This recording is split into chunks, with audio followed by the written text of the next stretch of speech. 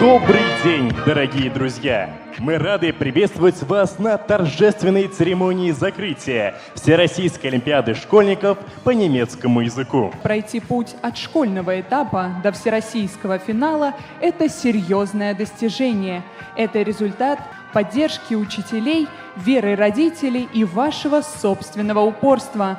Начинаем торжественную церемонию закрытия заключительного этапа Всероссийской олимпиады школьников по немецкому языку. Настало время назвать имена тех, кто показал лучший результат.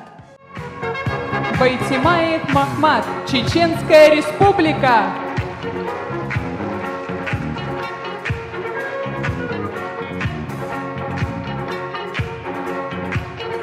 До новых встреч! И пусть сбываются самые смелые мечты!